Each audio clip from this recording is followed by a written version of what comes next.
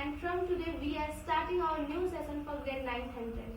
So इस particular video में हम बात करने वाले हैं क्लास 9 की बायोलॉजी के chapter the fundamental unit of life के बारे में। तो हम बेसिकली इस वीडियो में हम सेल की हिस्ट्री के बारे में बात करने वाले हैं। तो ये सेल जो वर्ड है ये एक लैटिन वर्ड है जिसका मतलब होता है लैटिन में सेल्यूलर। और इस सेल्यूलर का मतलब होता है लिटिल रूम, मतलब छोटा कमरा। तो सेल की खोज सबसे पहले रॉबर्ट हुक जो एक इंग्लिश बॉटनिस्ट थे, बॉटनिस्ट का मतलब पेड़ पौधों के साइंटिस्ट थे, उन्होंने 1665 में खुद के बनाए हुए माइक्रोस्कोप से, प्रिमिटिव माइक्रोस्कोप का मतलब खुद के बनाए हुए माइक्रोस्कोप से सेल की डिस्कवरी की। इन्होंने सेल की डिस्कवरी कैसे की? इन्होंने स्लाइस ऑफ कॉर्क से सेल की डिस्कवरी की, मतलब पेड़ की छाल से इन्होंने सेल की जो है डिस्कवरी की। अब सेल जो है वो सारे ऑर्गेनिजम्स जो होते हैं वो सेल से बने हुए होते हैं। मतलब सेल जो है वो स्ट्रक्चरल एंड फंक्शनल यूनिट है हमारे जीवन का, क्योंकि हमारी पूरी बॉडी जो है इसी सेल से बनी हुई है। जैसे घर बनाने के लिए ईंटों को जोड़ के घर बनाते हैं, वैसे ही हमारी बॉडी जो है वो सेल से बनी हुई होती है। सेल को फंडामेंटल यूनिट ऑफ लाइफ भी बोलते हैं, क्योंकि ये जो है ये रेगुलेट करता है सेल के अंदर के सारे फंक्शंस को। और सेल की जो पढ़ाई होती है उसे साइटोलॉजी के नाम से जानते हैं। अब जब रॉबर्ट हुक ने सेल की डिस्कवरी कर दी, तो रॉबर्ट हुक ने बेसिकली डेड सेल्स की डिस्कवरी की थी।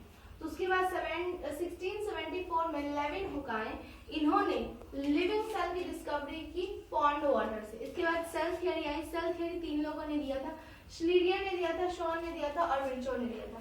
श्लीरियन जो थे वो एक बॉटनिस्ट थे, मतलब पेड़ पौधों के साइंटिस्ट थे। तो इन्होंने कहा था कि जितने भी प्लांट्स होते हैं वो सारे सेल के बने हुए होते हैं। और स्वान ने 1839 में कहा था कि जितने भी एनिमल्स होते हैं, प्लांट्स में सारे एनिमल्स भी जो होते हैं वो भी सेल के ही बने होते हैं। स्वान जो थे वो एक जूलॉजिस्ट थे, मतलब एनिमल्स पे स्टडी करते थे। और विर्चो ने 1855 में कहा था कि जितने भी सेल्स होते हैं ना वो पहले के सेल से ही आते हैं। मतलब हमने तो ये पढ़ लिया कि सारे ऑर्गेनिजम्स जो होते हैं उनकी बॉडी जो होती है सेल से बनी होती है, लेकिन वो कैसे बनती है ना, तो इन्होंने कहा कि सारे सेल जो होते हैं वो आते हैं प्री एग्जिस्टिंग सेल से, मतलब पहले से जो सेल होते हैं वही डिवाइड करके आगे सेल बनाते हैं। जैसे एक सेल 2 बना लिया, 2 4 बना लिया, ऐसे डिवाइड कर करके ये बनाते हैं। आई होप कि आपको सेल और ये सेल थियरी आपको समझ आई हो। अब बात करते हैं हम सेल के साइज, शेप और नंबर के बारे में। तो इसमें भी बहुत सारे वेरिएशंस हैं, इनके भी साइज और शेप के बारे में बहुत सारे वेरिएशन हैं।